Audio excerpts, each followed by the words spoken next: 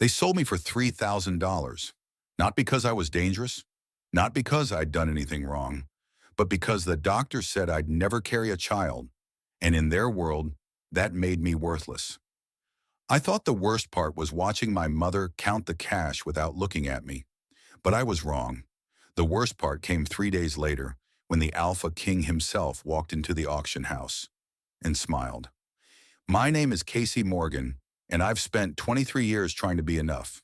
Enough for my parents, enough for my pack, enough to justify the space I took up in a world that measured omegas by one thing: fertility.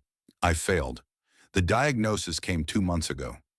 Premature ovarian failure, the doctor said, like he was commenting on the weather.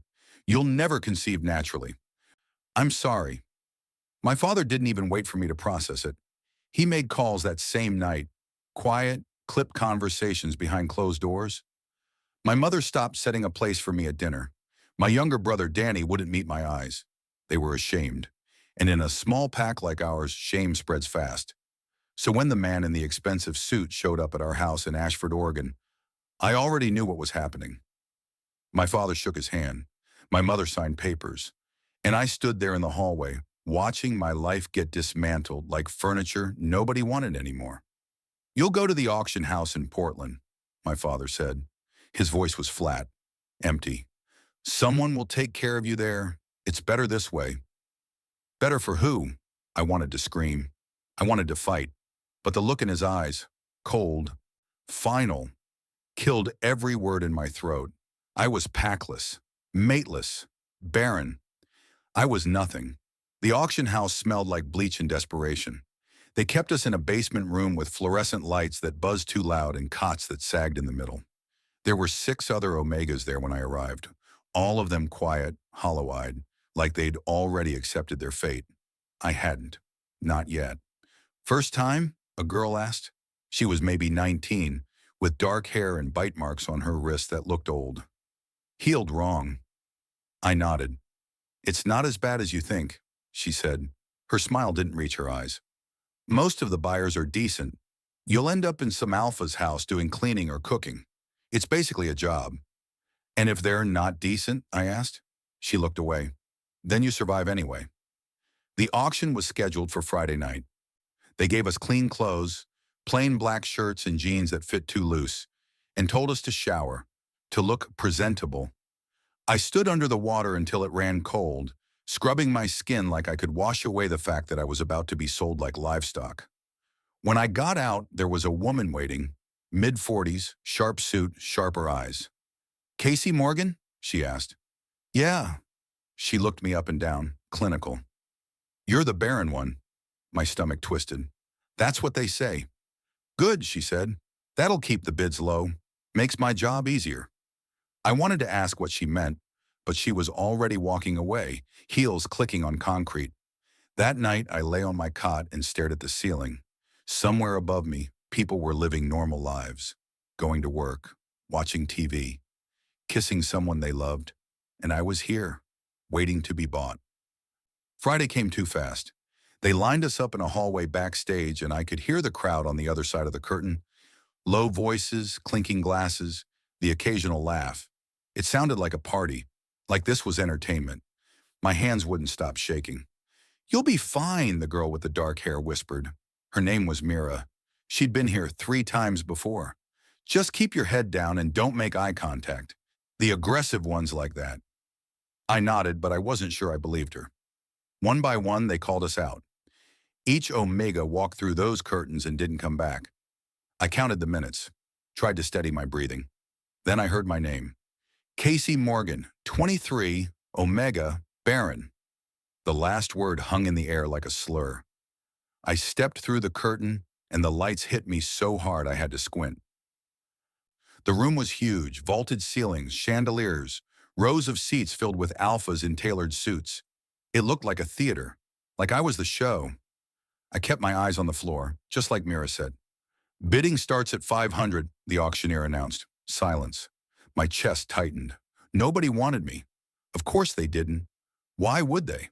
500, someone finally called, a bored voice from the back. 600. 7. The bids came slow, reluctant. I felt every second of it, every pause, every rejection. And then, 50,000. The room went dead silent. I looked up. He was standing in the center aisle, hands in his pockets, dressed in all black. Tall, broad-shouldered. His eyes were locked on me, and they weren't bored. They weren't reluctant. They were hungry. The auctioneer stuttered. 50,000. Going once. 100,000, another voice cut in. Sharper, colder. I turned, a different alpha, older with silver streaking his temples. He was smiling, but it didn't feel kind. The first alpha's jaw tightened. 200,000. The room erupted. Voices overlapped, bids climbing faster than I could track. My heart hammered in my chest. I couldn't breathe. And then a third voice spoke. Quiet, steady, but it cut through the chaos like a blade. 5 million, everyone stopped. I turned toward the voice and my stomach dropped. He was sitting in the front row, alone, dressed in a charcoal suit that probably cost more than my parents' house. His hair was dark, perfectly styled, and his eyes, God, his eyes were the coldest shade of blue I'd ever seen. But it wasn't his appearance that made my knees weak. It was the platinum ring on his right hand, the one with the royal crest engraved into it, the Alpha King.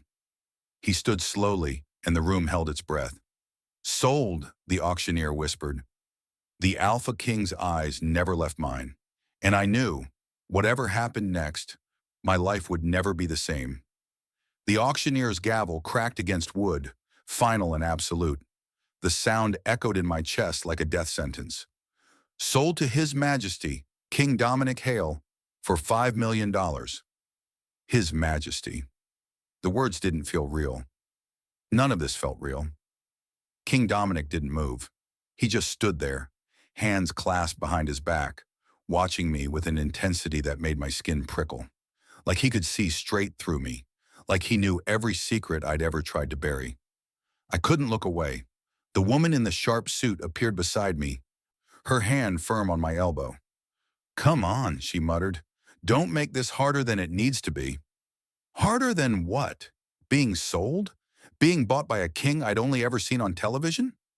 She pulled me off stage and the curtain fell between me and that room full of alphas. My legs felt like water. My heart wouldn't stop racing. "Wait," I managed. My voice sounded small, broken. "What happens now?" She didn't answer, just kept walking, her heels clicking down a narrow hallway that smelled like old carpet and expensive cologne. We stopped in front of a door. She knocked twice. "Enter," a voice said from inside. His voice? She pushed the door open, and there he was. King Dominic Hale stood by a floor-to-ceiling window, silhouetted against the Portland skyline. He'd taken off his suit jacket. His sleeves were rolled up to his elbows, revealing forearms that were all muscle and sharp veins. He didn't turn around. "Leave us," he said. The woman hesitated. "Your Majesty, protocol requires—" I said leave. She left. The door clicked shut behind me, and suddenly the room felt too small, too quiet. I could hear my own breathing, could feel the heat creeping up my neck. "Come here." It wasn't a request. I didn't move. He turned then, and the full weight of his gaze hit me. Up close, he was devastating. Sharp jawline, dark hair that fell just slightly across his forehead, eyes so blue they looked unnatural, dangerous. "I don't like repeating myself," he said softly. My feet moved before my brain caught up. I stopped a few feet away from him, close enough to catch his scent, cedarwood and something darker, something that made my stomach flip. He tilted his head, studying me. "Do you know who I am?" "You're the Alpha King," I whispered. "And do you know what that means?"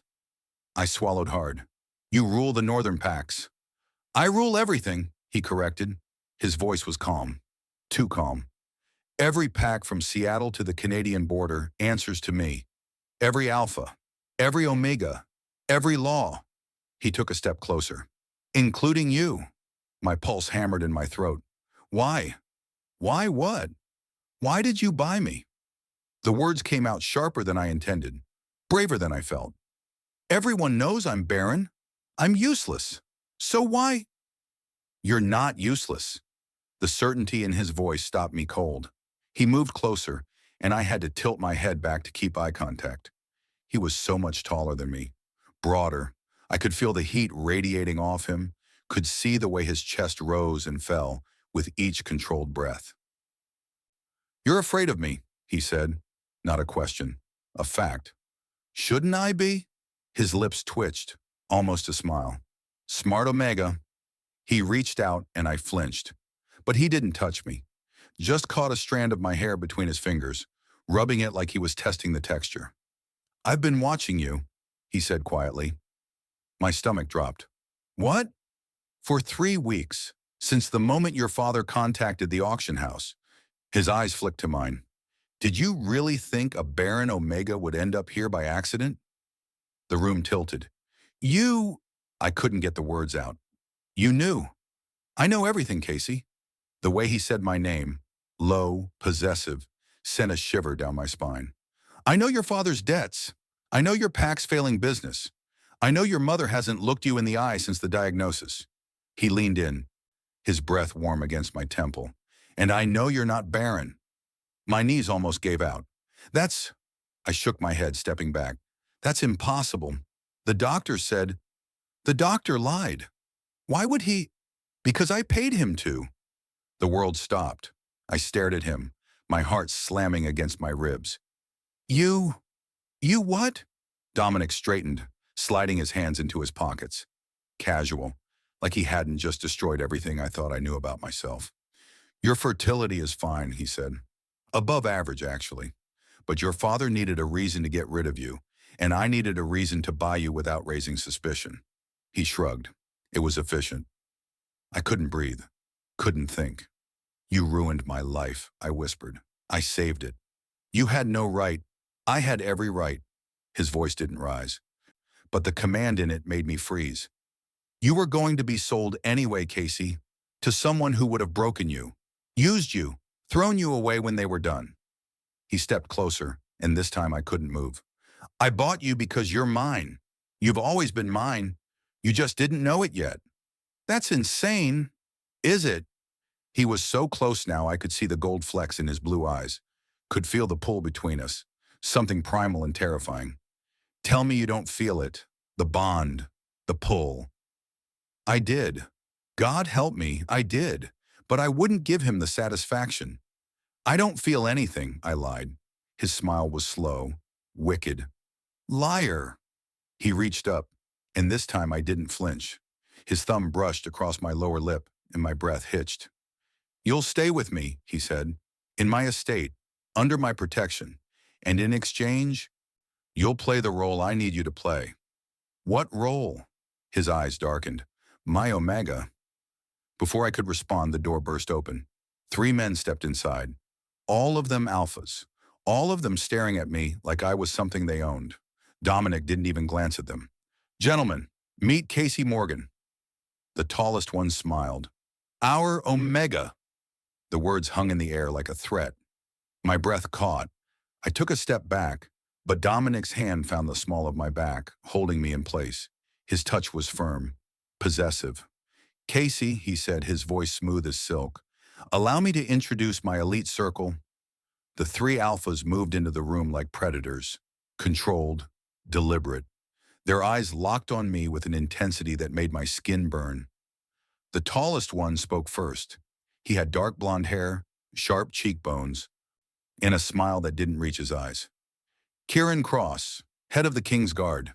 His gaze dragged down my body, slow and assessing. "Pleasure." It didn't sound like pleasure. It sounded like a challenge. The second alpha stepped forward. He was leaner, with black hair and glasses that somehow made him look more dangerous, not less. "Dr. Ashton Reed, royal physician." His voice was quiet, clinical, but his eyes, dark brown and unreadable, stayed on me a beat too long. "I'll be monitoring your health." Monitoring. The word made my stomach twist. The third alpha didn't introduce himself. He just leaned against the doorframe, arms crossed, watching me like I was a puzzle he was trying to solve. He had messy auburn hair, tattoos creeping up his neck, and a scar cutting through his left eyebrow. He looked like he'd walked out of a fight and enjoyed it. "And that's Jackson Vale," Dominic said. "My strategist." Jackson's lips curved into something that wasn't quite a smile. Welcome to the family, sweetheart. I hated how the word made my pulse spike. I don't understand, I said, my voice shaking. What do you mean our Omega? I'm not. You are now. Kieran's tone was matter of fact. He moved closer, circling me like I was prey. The king doesn't do anything halfway, Casey. When he claims something, we all do. That's insane. I looked at Dominic, my chest tightening. You can't just. People don't work like that. In my world, they do. Dominic's thumb traced a slow circle against my lower back, and I hated how my body responded, how it leaned into him without permission. The four of us have shared everything for the last decade: power, loyalty, resources. His eyes burned into mine. Why would you be any different? Because I'm a person, not a resource. Silence. Jackson pushed off the doorframe, his boots heavy on the hardwood floor. He stopped right in front of me, so close I could smell leather and smoke on him. You think we don't know that? His voice was rough, raw. It scraped against something deep in my chest. You think we'd go through all this trouble for a resource? He tilted his head, studying me. Dominic spent $5 million on you. Kieran's been running background checks on your family for 3 weeks. Ashton's been monitoring your medical records since you were 18. He leaned in, and my breath hitched. We don't do that for things, Casey. We do that for people we want. My heart slammed against my ribs. This is kidnapping, I whispered. It's protection, Ashton corrected. He pulled a tablet from his jacket, tapping the screen. Your father sold you to clear a gambling debt with the Riverton Pack. Do you know what they do to Omegas they purchase? I didn't answer. They break them, Kieran said flatly, physically, mentally, and when they're done, they sell what's left to the highest bidder. His jaw tightened. You would have been dead in 6 months. The room spun. So yes, Dominic said, his hand sliding up my spine. I manipulated your diagnosis. I paid off your doctor. I orchestrated your sale because leaving you to your father's choices wasn't an option. That wasn't your decision to make. It was the only decision. His voice dropped, dangerous and low. You're mine, Casey. You've been mine since the moment I saw your file, and I don't let what's mine get destroyed. I wanted to fight, to scream, to tell him he was delusional. But the truth was, I could feel it, the pull. It wasn't just Dominic, it was all of them. Kieran's dominance, Ashton's quiet intensity, Jackson's raw heat. It wrapped around me like a net, suffocating and intoxicating at the same time. I don't want this, I said, but my voice cracked. Yes, you do. Jackson's hand came up, his fingers brushing my jaw. I flinched, but he didn't pull away. You just don't want to admit it yet. Don't touch me. Too late. His thumb traced my lower lip, the same way Dominic had. You're already ours. You just haven't accepted it. I slapped his hand away, my pulse racing. I'm not a toy you can pass around. No. Kieran's voice cut through the room like a blade. He moved in front of me, blocking my view of the others. His green eyes were cold, calculating. You're not a toy. You're our Omega. There's a difference. I don't see one. Then let me make it clear. He leaned down, his breath hot against my ear. A toy gets used and thrown away. An Omega gets worshipped, protected, claimed. His hand gripped my chin, forcing me to meet his gaze. We will never let anyone hurt you again. Not your father, not your pack, not even yourself. Tears burned behind my eyes, but I refused to let them fall. And if I say no, I whispered. Dominic's laugh was soft, dark. You won't. You don't know that. I do. He turned me around, his hands framing my face. His touch was too gentle, too careful. It made my chest ache. Because you've spent your whole life being told you weren't enough, weren't worthy, weren't wanted. His thumbs brushed my cheekbones. And for the first time, someone's telling you the truth. Which is?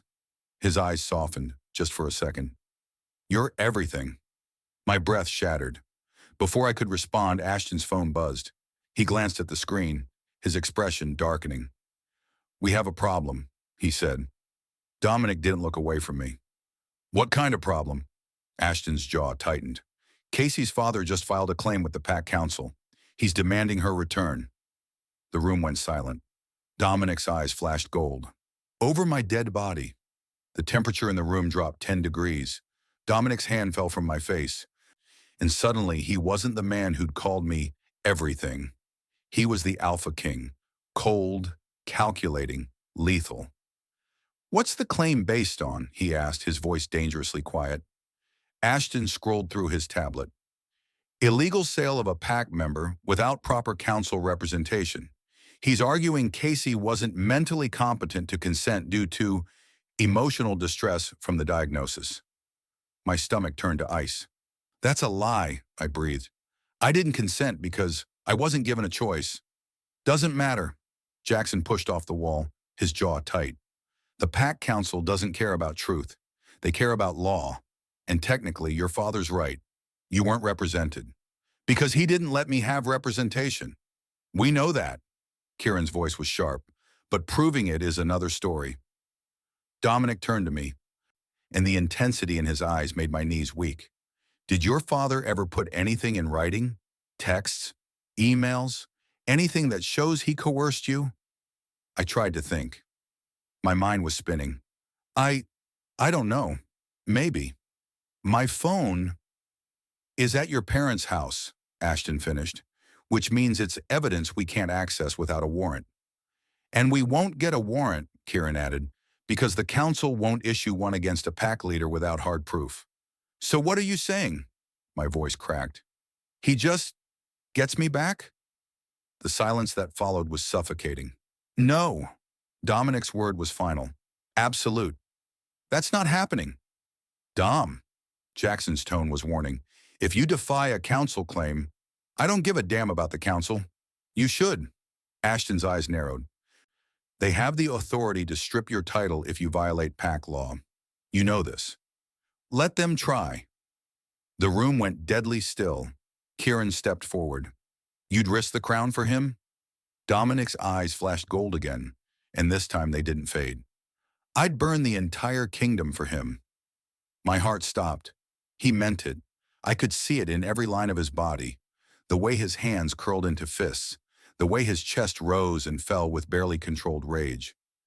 There has to be another way, I whispered. I won't go back to them. I'd rather... Don't.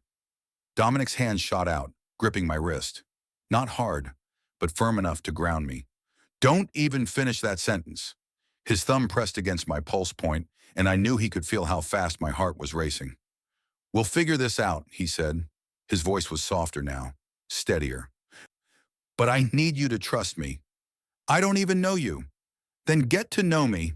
He pulled me closer, and suddenly I was pressed against his chest. I could feel the steady thrum of his heartbeat. Slower than mine. Calmer. You have time. Do I? I looked up at him, my throat tight. How long until the council enforces the claim? Ashton checked his tablet. 72 hours. After that, they'll send enforcers. 3 days. We can fight this legally, Kieran said. File a counterclaim. Argue that the sale was legitimate under auction house rules. That'll take weeks, Jackson countered. And the council will side with the PAC leader 9 times out of 10. It's how the system works. Then we change the system, Dominic said. Everyone stared at him. You can't rewrite PAC law in 3 days, Ashton said carefully. Watch me. Dominic's eyes stayed locked on mine. There's one law that supersedes council authority. One claim they can't overturn. My pulse spiked. What? His hand slid up my arm, slow and deliberate. A mating bond. The air left my lungs. No. Jackson's voice was hard. Absolutely not. You can't force a bond. I'm not forcing anything. Dominic's thumb traced circles on my inner wrist, and I hated how my body responded, how it leaned into him. I'm offering a choice. That's not a choice, I said, my voice shaking. That's a trap. It's protection. His other hand came up, cupping my face. If you're bonded to me, your father has no legal claim. The council can't touch you. No one can. Except you. His jaw tightened. I would never hurt you. You already did. The words came out sharper than I intended. You lied to me. You manipulated my diagnosis. You bought me like I was property. To save you. You don't get to decide what saving me looks like. I shoved at his chest, and he let me go. I stumbled back, my chest heaving. You don't get to control my life just because you think you know what's best for me. Silence. Dominic's eyes were dark, stormy. You're right. I blinked. What? You're right. He took a breath, and for the first time, he looked uncertain, vulnerable. I made choices for you without asking. I took away your agency because I was terrified of losing you before I even had you. His hands curled into fists at his sides. And I'm sorry. The apology hit me like a physical blow. But I'm not sorry for wanting you. He continued, his voice raw. I'm not sorry for protecting you. And I'm sure as hell not sorry for making sure you didn't end up dead in some basement because your father valued money over your life. Tears burned behind my eyes. So here's your choice, Casey. He stepped closer, but he didn't touch me. You can take the bond. Let me claim you. And I swear on everything I am, I will spend the rest of my life proving I'm worthy of it. His voice dropped. Or you can walk away, right now. And I'll find another way to fight the council, even if it costs me everything. My throat closed up. But if you stay, he whispered, you stay with all of us. I looked at Kieran, at Ashton, at Jackson. They were all watching me, waiting. I need time, I said. You have 3 days, Ashton said quietly. Dominic's jaw tightened. Then we make them count. Before I could respond, the door burst open again. A guard stood there, pale and breathless. Your Majesty, he gasped. The Riverton Pact just declared war. The words echoed in my skull like a gunshot. Dominic went completely still. Say that again.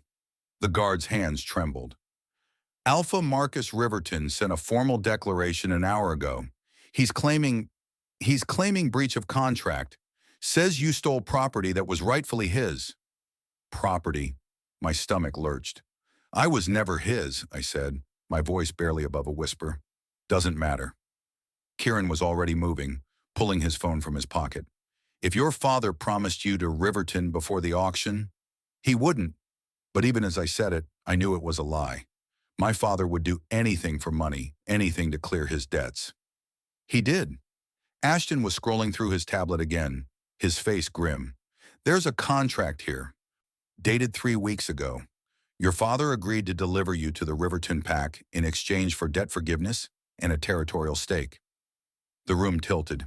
But the auction, I couldn't breathe. He sold me at the auction. Because Riverton wanted you broken first, Jackson said flatly. It's his signature move. Buy omegas at rock-bottom prices after they've been humiliated. Makes them easier to control. Bile rose in my throat. So my father sold me twice.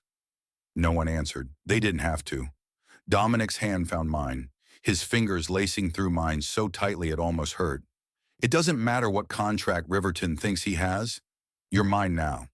That's not how pack law works, Ashton said quietly. If there was a prior agreement, then we invalidate it. Dominic's voice was steel. Find a loophole. Find anything. I'm trying. But try harder. The guard cleared his throat. Your Majesty, there's more. Riverton's demanding your presence at a council summit tomorrow night. He's calling for formal arbitration. Of course he is. Kieran's jaw tightened. He wants to humiliate you in front of the other packs. Show that you can't even hold on to one omega. It's a power play, Jackson added. He's been waiting for an opportunity like this. If he can prove you violated pack law, he can challenge your authority. Let him try. Dominic's eyes flashed gold.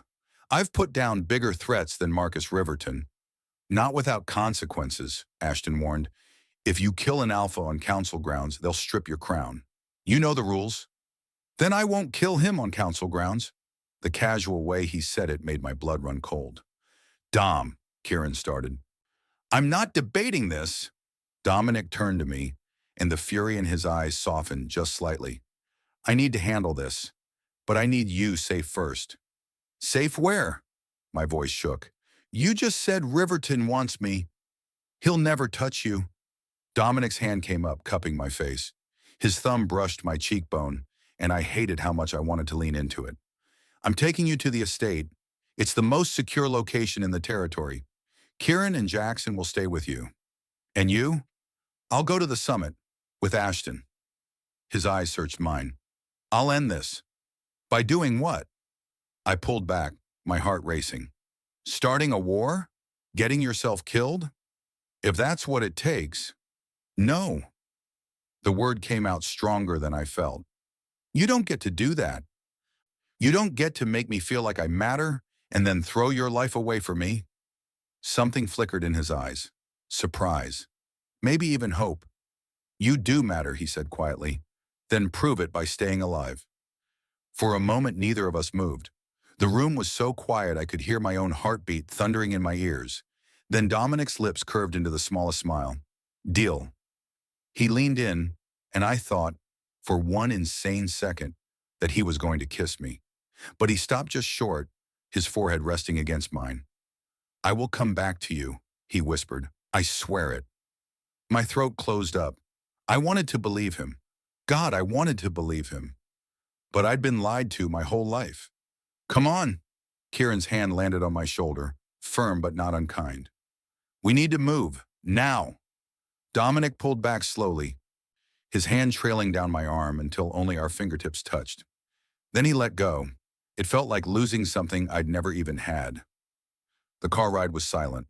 Kieran drove, his hands tight on the wheel. Jackson sat in the back with me, his body angled toward the window, but I could feel him watching me in the reflection. You're scared, he said finally. It wasn't a question. Wouldn't you be? I shot back. His lips twitched. Fair point. Why are you doing this? I asked. You don't even know me. We know enough. That's not an answer. Jackson turned to face me fully, and up close I could see the scar on his eyebrow was deeper than I thought. Jagged, like someone had tried to take his eye and barely missed. You want the truth? He said. That'd be nice for a change. He laughed low and rough. The truth is, Dominic doesn't let people in. Ever. Not after... He stopped himself, jaw tightening. Let's just say he's been burned before. Badly. So when he saw your file and spent 3 weeks obsessing over someone he'd never even met? Jackson's eyes locked on mine. That meant something. Or it meant he's unstable. Maybe. Jackson's smile was sharp. But he's our unstable, and if he wants you, then we want you. That's insane. Probably. He leaned closer, and I could smell smoke and leather again. It made my head spin. But you're still here. So what does that say about you? I didn't have an answer. The car pulled through massive iron gates, and suddenly we were driving up a tree-lined driveway that seemed to go on forever. The estate loomed ahead, stone and glass and power. Welcome home, Kieran said.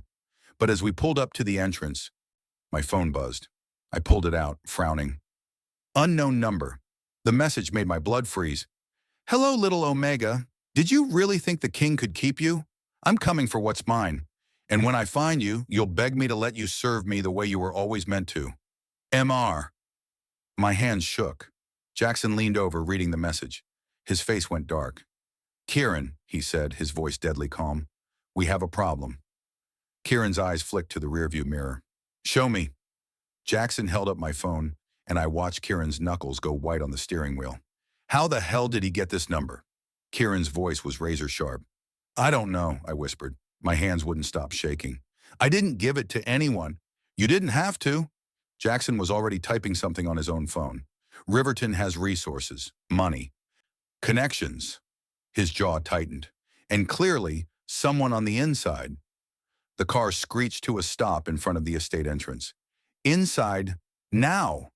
Kieran was out of the driver's seat before I could blink, yanking my door open. His hand closed around my wrist. Not rough, but urgent. Stay between us. Don't stop moving. My heart hammered as Jackson pressed against my other side, his hand hovering near the small of my back. They moved me up the stone steps like I was made of glass and grenades. The front doors swung open before we reached them. A woman stood there, late 30s, sharp eyes, wearing tactical gear. Sir, we've been expecting... Lockdown protocol, Kieran cut her off. Full perimeter. No one in or out without direct authorization from the king. Her eyes widened slightly. Understood. She spoke into a radio at her shoulder. Initiating Crimson Protocol. All units to stations. The estate erupted into motion. Guards appeared from everywhere. Hallways, doorways, the shadows themselves. The sound of locks engaging echoed through the massive foyer like gunshots. This way. Jackson's hand pressed more firmly against my back, guiding me toward a sweeping staircase. Wait! I tried to turn, to process what was happening, but Kieran was already ahead of us, his phone pressed to his ear. Dom, we've got a situation. No, he's fine, but Riverton just made contact. Direct threat. He has Casey's number. I know. We're securing him now. My stomach twisted at the word him, at how naturally it fell from Kieran's lips. We climbed 2 flights of stairs, moving down a hallway lined with portraits of stern-looking alphas. Past rooms with doors that looked like they belonged in a bank vault. Jackson stopped at the last door, pressing his palm against a biometric scanner. Something clicked and the door swung open. In, he said.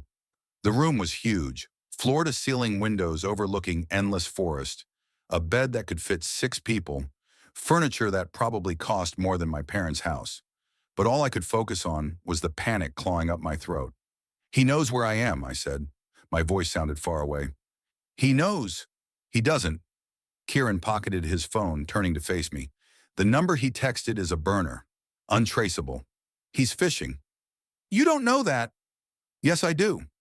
Kieran stepped closer, and for the first time, I saw something other than cold authority in his eyes. Concern. This is what Riverton does.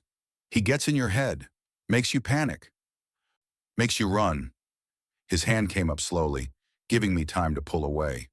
When I didn't, his palm settled against my shoulder. Warm, steady. Don't give him that power. Easy for you to say, I whispered. He's not threatening to... I couldn't finish. Couldn't say the words out loud. To what? Jackson's voice was quiet behind me. Make you serve him? I flinched. He won't get the chance, Jackson continued. You know why? I shook my head. Because you're not alone anymore. He moved around to face me, and the intensity in his dark eyes made my breath catch. You've got a king who'd burn his kingdom for you, a guard who'd take a bullet without blinking, a doctor who knows 50 ways to make someone disappear. His lips curved slightly. And me?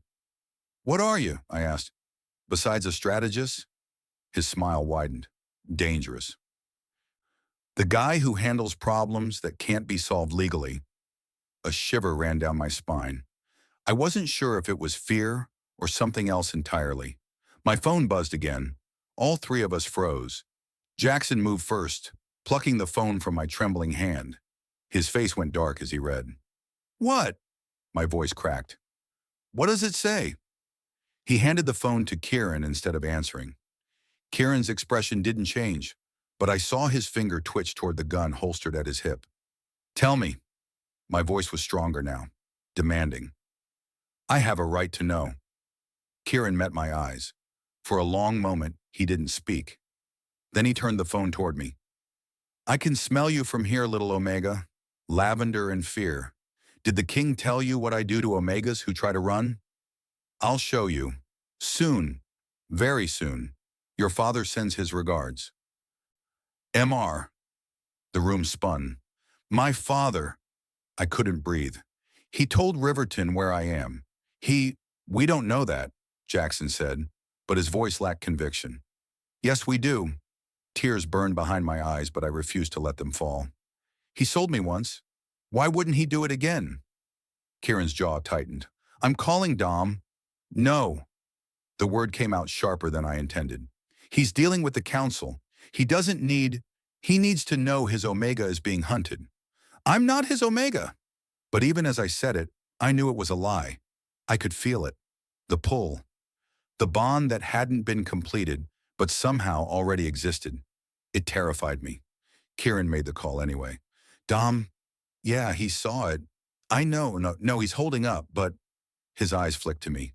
You need to come back. Now, I don't care about the summit. Dom, if Riverton has inside information... He stopped, listened. His face went pale. What? I demanded. What's happening? Kieran lowered the phone slowly. Riverton's not at the summit. Ice flooded my veins. What do you mean he's not? He never planned to be. Kieran's hand went to his gun. It was a distraction. He's here. The lights went out. Emergency red floods kicked on, bathing everything in blood-colored light. And somewhere below us, glass shattered. Jackson's hand found mine in the darkness. "Stay close," he whispered. Then the screaming started. My blood turned to ice. Jackson's hand tightened around mine, yanking me toward the far wall. "Panic room, now!" "What about the guard?" I started. "Are doing their jobs." Kieran was already moving, his gun drawn, his body positioned between me and the door. "Our job is keeping you alive." More screaming. Closer this time. Then gunshots. The sound cracked through the air like thunder, and I flinched so hard I stumbled. Jackson caught me, his arm wrapping around my waist. "I've got you," he said against my ear. "Stay with me." Kieran pressed his palm against a section of the wall that looked identical to the rest. A panel slid open, revealing a steel door with another biometric scanner. Inside, the bedroom door exploded inward. Splinters of wood flew across the room. I screamed, and Jackson shoved me behind him so hard I hit the wall. 3 men stood in the doorway, all alphas, all armed. But it was the man behind them that made my heart stop. Marcus Riverton. He was tall, not as tall as Dominic, but broader. His dark hair was slicked back, his suit immaculate despite the chaos. And his eyes were the kind of brown that looked black in the red emergency lighting. They locked onto me. "There you are," he said, his voice smooth as silk. "I've been looking everywhere for you." Kieran fired. The bullet hit the first guard in the shoulder, spinning him back. But the other 2 were already moving, raising their weapons. "Get him in the panic room," Kieran shouted. Jackson didn't hesitate. He lifted me off my feet, carrying me toward the steel door, even as gunfire erupted behind us. "No!"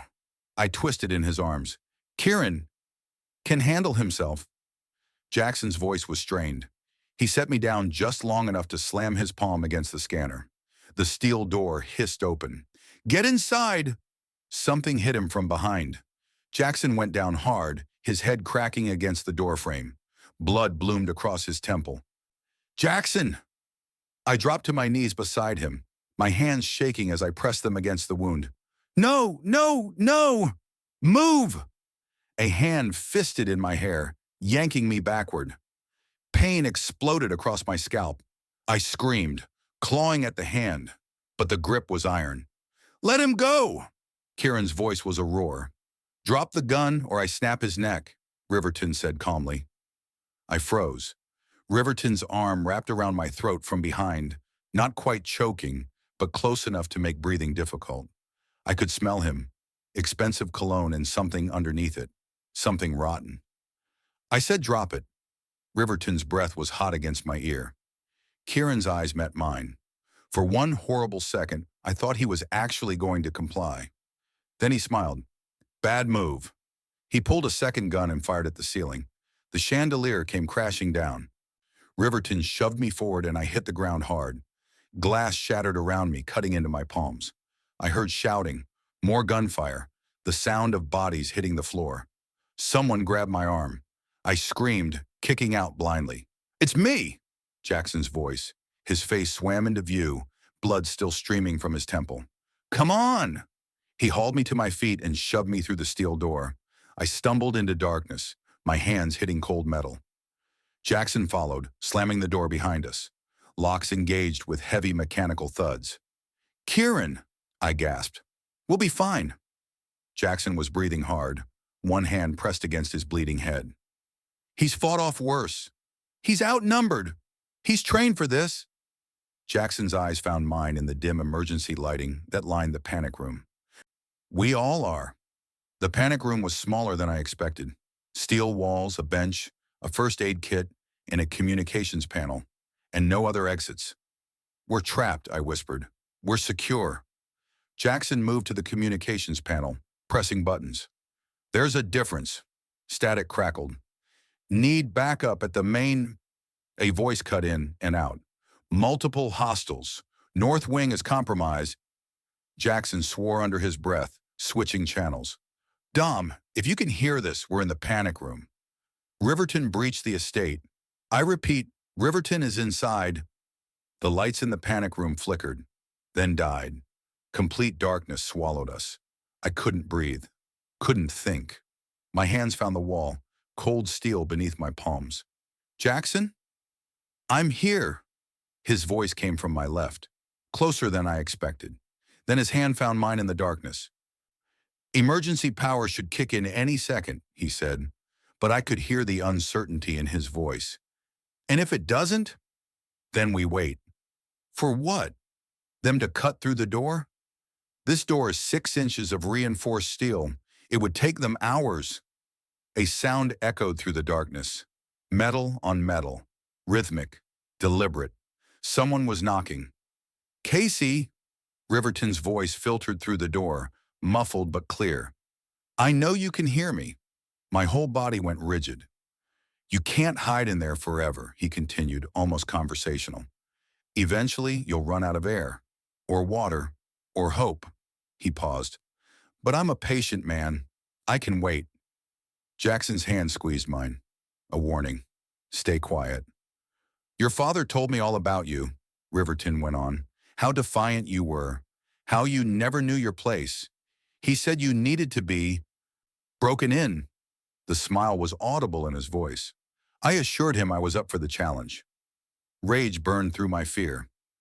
He also told me something interesting, Riverton said, about your diagnosis, about how convenient it was that the king bought you right after you were declared barren. Another pause. Made me wonder, what if you're not barren at all? My heart stopped. What if the Alpha King lied? What if he manipulated your medical records just to get his hands on you? Riverton's voice dropped, intimate and poisonous. Because if that's true, Casey, then you were never his to buy. You were always mine. The emergency lights flickered back on, and through the small reinforced window in the door, I saw Riverton's face. He was smiling. There you are, he whispered. Behind him, Kieran lay motionless on the floor. No! The word ripped from my throat. I lunged toward the window, but Jackson caught me, his arms banding around my waist. Don't, he hissed. That's what he wants. Kieran's not moving. He's breathing. Look. I stared through the reinforced glass, my heart in my throat, and then I saw it, the slight rise and fall of Kieran's chest. Blood matted his blonde hair, and his gun lay 3 feet away from his outstretched hand. But he was alive. See? Riverton tapped the glass with one knuckle. I'm not a monster. I don't kill unnecessarily. His smile widened. But I will if you make me wait much longer. Go to hell, Jackson spat.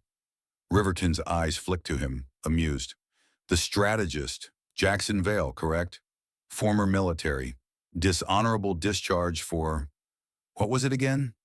Oh, yes. Excessive force during interrogation. He tilted his head. Tell me, does the king know about the men you buried in the Nevada desert? Jackson's whole body went rigid against me. Thought so. Riverton's attention shifted back to me. You're surrounded by killers, Casey, men who've done terrible things. And yet you're in there, pressed against one of them like he's your savior. He tsked softly. Stockholm Syndrome is a hell of a thing. You don't know anything about me, I said, my voice shaking but strong. I know everything about you. Riverton pulled a folded piece of paper from his jacket.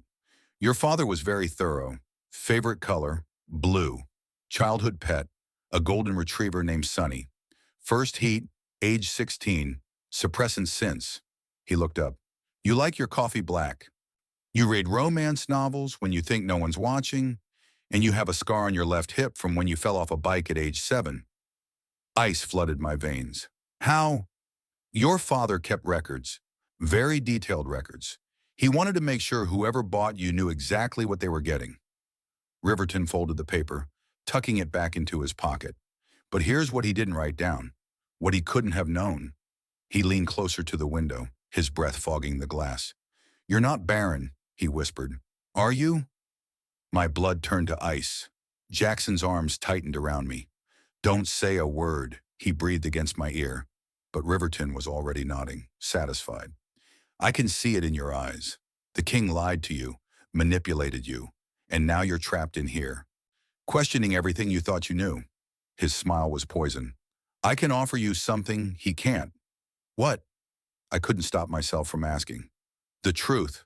He straightened, clasping his hands behind his back. The Alpha King has been watching you for years, Casey. Not weeks. Years. Since you were 18. Riverton's voice was calm, factual. He had eyes on you. Reports. He knew your family was drowning in debt, knew your father was desperate, so he waited, patiently, for the perfect moment to swoop in and play hero. You're lying, I said, but my voice wavered. Am I? Then ask yourself this. Why would a king pay $5 million for an Omega he'd never met? Why would he have your medical records altered before the auction even happened? Riverton's eyes bored into mine. Because he's obsessed with you. An obsession isn't love, Casey. It's possession. That's rich coming from you, Jackson snarled. You bought a contract to own him. I bought a contract to honor a debt, Riverton corrected. Your father owed me money. I offered him a way out. Business. He looked at me again. But the king, he's convinced himself you belong to him, that you're destined. It's delusional. And what are you? I demanded, tears burning behind my eyes. What would you do with me? Give you a choice. Riverton spread his hands. Come with me willingly, and I'll release your father's debt. I'll leave the king's territory in peace. No war, no bloodshed. He paused. You'd live in comfort, safety. I'd expect loyalty, obedience, but I'm not unreasonable. You'd be treated well. As property, Jackson said flatly, as mine. Riverton didn't flinch. Which is more honesty than the king has given you. The panic room suddenly felt too small, too hot. I couldn't breathe. He's manipulating you, Jackson said, turning me to face him. In the harsh emergency lighting, his eyes were almost black. Everything he's saying is designed to make you doubt Dom. Don't fall for it. But what if he's right? The words tumbled out before I could stop them. What if Dominic has been lying this whole time? What if... Then you deal with it after we survive this. Jackson's hands came up, framing my face. But right now, in this moment, you have to decide who you trust. A man who's hunted you like prey? Or the men who are bleeding on the other side of that door trying to protect you? My breath hitched. I don't know how to trust anyone anymore. Yes, you do. Jackson's thumb brushed my cheekbone, wiping away a tear I hadn't realized had fallen.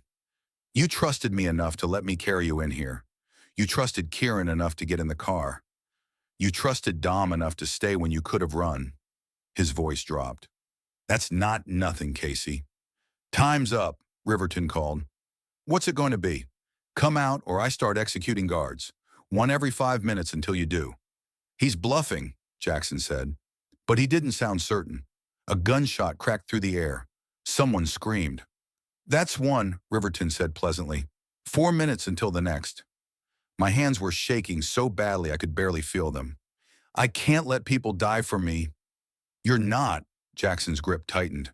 They're dying for their king, for their pack. That's the oath they took. I didn't ask for this. None of us did. His forehead pressed against mine. But we're here anyway. Another gunshot, closer this time. And then the entire building shook. Riverton stumbled back from the door, his eyes going wide. Through the window, I saw the ceiling crack, then collapse. Dom, Jackson breathed. The Alpha King had arrived. The floor beneath us trembled. Dust rained from the ceiling of the panic room. Through the reinforced window, I watched Riverton's face shift from smug confidence to something that looked like fear. Impossible, he breathed. The summit was never going to keep him from his Omega. A voice cut through the chaos. Dominic stepped through the rubble like a god of war. His suit was torn, blood splattered across his shirt. But I couldn't tell if it was his or someone else's.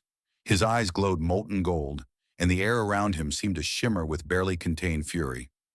Behind him, Ashton emerged carrying a massive rifle. His glasses were cracked, but his hands were steady. You made a mistake, Marcus, Dominic said, his voice deadly calm. You came into my home, hurt my people. His eyes flicked to Kieran's prone form, and something murderous crossed his face. Threatened what's mine. Riverton raised his hand slowly. This doesn't have to end in bloodshed. We can negotiate. No, the word was absolute. We can't. Dominic moved so fast I barely tracked it. One moment he was 10 feet away, the next his hand was wrapped around Riverton's throat, slamming him against the wall beside the panic room door. You put a tracker in the burner phone, didn't you? Dominic's voice was conversational, but his eyes were pure predator. Thought you'd scare him, make him run, then track him wherever he went. Riverton's face was turning red. The contract is void. Ashton stepped forward, holding up his tablet. Signed under duress. Casey's father was intoxicated when he agreed to terms. I have the bar receipts, medical records showing his blood alcohol level. He smiled coldly. The contract isn't worth the paper it's printed on. You can't prove. I can prove everything. Ashton's voice was ice. I'm very thorough. Dominic. My voice cracked through the door. Don't kill him. Dominic's head turned toward the window. Our eyes met, and the gold in his gaze flickered. Why not? He asked quietly. Because then you're no better than he is. Silence stretched between us. Then Dominic's hand loosened. Riverton gasped, clutching his throat. You're right, Dominic said. He looked at Riverton with something like pity. Death's too easy for you. He nodded to Ashton, who pulled out his phone. Alpha Marcus Riverton, you're under arrest for breach of territory, assault with intent to harm, and conspiracy to kidnap, acclaimed Omega. Ashton's voice echoed with authority. The council will be very interested in your operation, especially the dozen other Omegas you've bought and hidden in your Montana compound. Riverton's face went white. You didn't think I knew about that? Dominic smiled, cold and sharp. I know everything. Guards flooded into the room, real guards wearing Dominic's crest. They hauled Riverton away, and I watched until he disappeared around the corner. Then Dominic was at the panic room door. Jackson, open it. Jackson's hand shook slightly as he pressed the release. The locks disengaged with heavy clicks, and the door swung open. Dominic filled the doorway. For a moment, neither of us moved. Then I was running. I crashed into his chest, and his arms came around me so tightly I couldn't breathe. But I didn't care. I buried my face in his neck, inhaling cedar wood and blood and him. I thought, my voice broke. I thought he was going to. I know. His hand cradled the back of my head. I know, I'm sorry. I'm so sorry. Kieran is conscious, Ashton called. Mild concussion. He'll live. Relief flooded through me so intensely my knees went weak. Dominic held me up effortlessly. I need to tell you something, I said against his chest. Later. No, now. I pulled back, looking up at him. Riverton said you've been watching me for years, that you manipulated everything, that you're obsessed. Tears burned my eyes. Is that true? Dominic's jaw tightened. For a long moment, he didn't answer. Yes, he said finally. My heart cracked.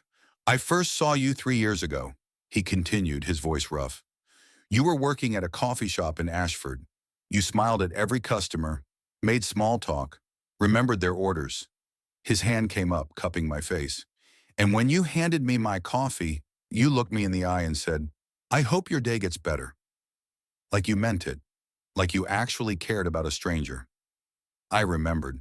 The tall alpha in the expensive suit who looked like he carried the weight of the world. I went back the next day, Dominic said. And the next. For 3 months, I came to that coffee shop just to see you smile, to hear you laugh, to watch you exist in a world that didn't appreciate you. His thumb brushed my cheekbone. And yes, I had you investigated. I learned everything about you, your family, your struggles, your dreams. That's invasive, controlling, obsessive. He nodded. All of those things. But I also knew your father was drowning in debt. Knew he'd eventually do something desperate. So I waited, watched. And when I saw the auction listing, I knew. If I didn't act, you'd end up with someone like Riverton.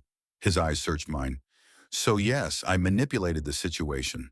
I lied about your diagnosis. I bought you. But everything I did was to keep you safe. to give you a chance at something better. That wasn't your choice to make, I whispered. I know. His forehead pressed against mine. And I'll spend the rest of my life making it up to you. If you'll let me. I don't know if I can trust you. Then don't. His voice cracked. Don't trust me. Question everything. Fight me. Hate me if you need to. But please. His hands trembled against my face. Please stay. Give me a chance to prove I'm more than my worst decisions. I looked past him. At Jackson, holding his bleeding head but smiling softly. At Ashton, watching me with something like hope. At Kieran, being helped to his feet by guards but giving me a slight nod. Then back at Dominic. I have conditions, I said. Hope flared in his eyes. Anything. No more lies. Ever. Done. I want access to my real medical records. Already on my tablet, Ashton called. And I want time to figure out what I want, who I want, without pressure. Dominic's smile was soft, genuine. You can have forever if you need it. I took a shaky breath. Then, I'll stay. The joy that broke across his face was almost painful to witness. But, I added, you're all taking me to dinner first. Somewhere normal, where I can ask questions. And you're going to answer every single one. Deal. Dominic pulled me close again, and this time when his lips brushed my temple, I didn't pull away. Thank you, he whispered, for giving me a chance I don't deserve. Don't make me regret it, I whispered back. Never. And for the first time since my parents sold me, I felt something I hadn't felt in months. Hope. Sometimes the person who saves you is the one you least expect. What would you have done in Casey's place?